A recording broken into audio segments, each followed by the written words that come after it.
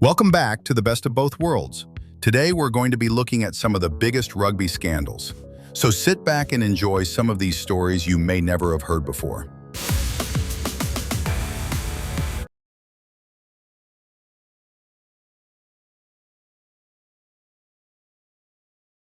Of playing unfit outside half, Nick Evans backfired when he had to leave the field. Players now starting to hit the canvas, Malone one of them. As Williams later said, Dean told me to tell Steph Brennan, one of the club's physios, that I'd be coming off for blood.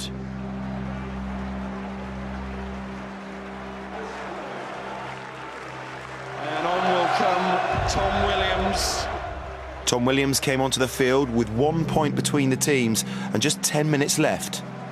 I understood from what Dean said that I'd be coming off at some point before the end of the match with a fake injury, but I had no idea how this would work.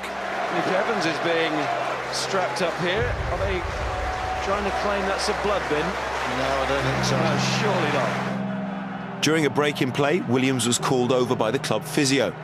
Steph came onto the pitch and told me to change positions with David Strettle. At this point, Steph handed me a blood capsule.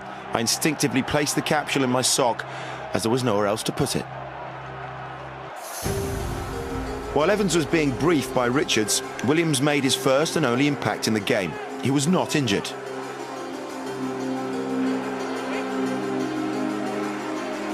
This was my first and only contact since I'd been handed the blood capsule, and it was therefore my opportunity to fake the injury.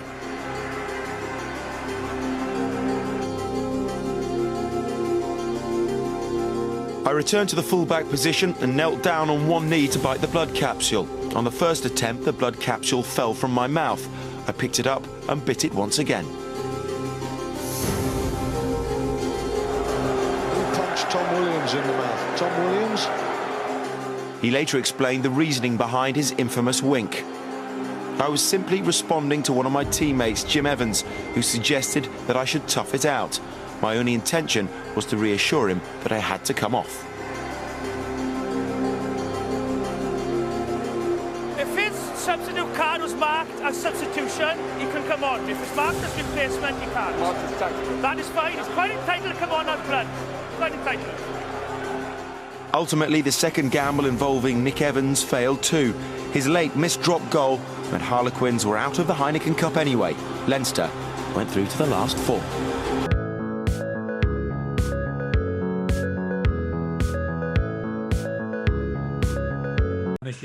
Yeah. John, obviously Skullberger alluded to it a couple of weeks ago when he was on the pod. Just give us a bit more flavour of that Stothrat military camp that you went on. Like, most bizarre rugby experience I reckon I've had in my career. I mean, it must have been even more so for Skullberger. He was 19, just out of school. I mean, he got told that he had to shave his head, and we got on this camp, and we were blindfolded as we got closer to this secret location, which is this military camp.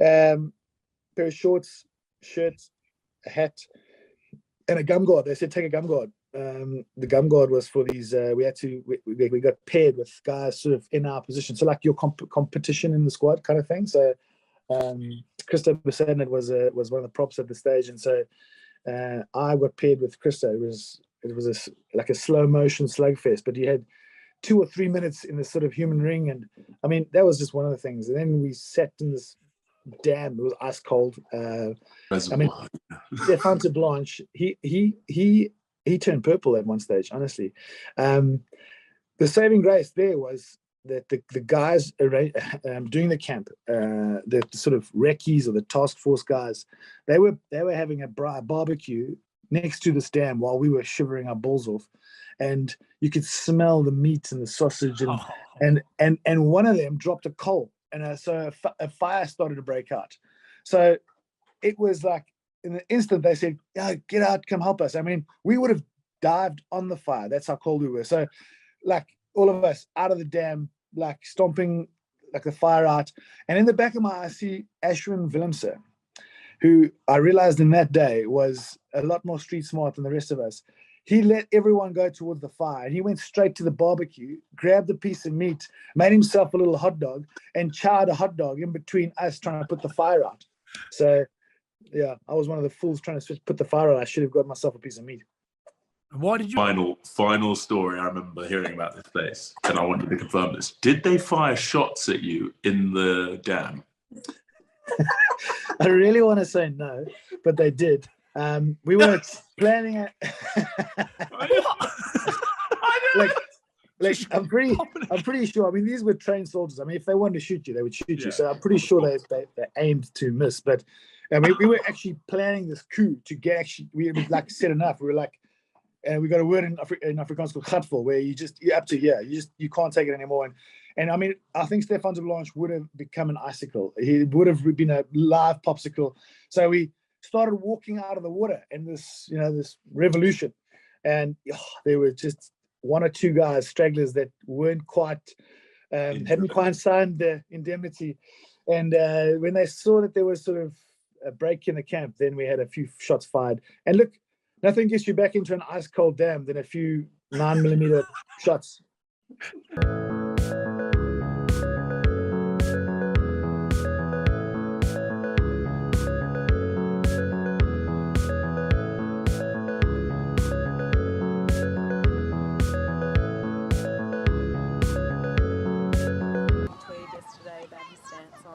'Sex marriage. Is that a possibility of causing any kind of division within the team, or are you happy for him to make his point clear? Or? Oh, I don't see how it could make a division within the team. How would that happen? I guess with other people having. Oh, look, this is a national issue for the reason that they made it. I'm not sure, and like everyone, respect is king. You know what I mean? There's a lot of people have different opinions about lots of things. You know, both in our team, and I think our team's a reflection of Australia. And one of the great things about Australia is that you can say what you feel, and you can have respect given to you and pay respect to others. And definitely within our team and in the team culture this year, especially in this last 8 weeks since we've come back and attacked the Rugby Championship, there's been a real camaraderie, a real respect, and part of us about players coming from all different places and being welcome in that jersey. That's king to us. So it wouldn't be news if it wasn't made news, right? And internally, we've got 100% respect for everyone's opinions on all matters. Check just on Izzy. Because of who he is, it generated a bit of backlash and that sort of thing. But is he the sort of guy who's been around for long enough now it's not a distraction for performance and stuff like that? Oh, I don't think so, mate. He would have, you'd have to think that he would know that would happen, and he'd be ready for that. And mate, it's an opinion, and it's his opinion, and that's the way that we should operate in this environment. With this question being asked, or any question.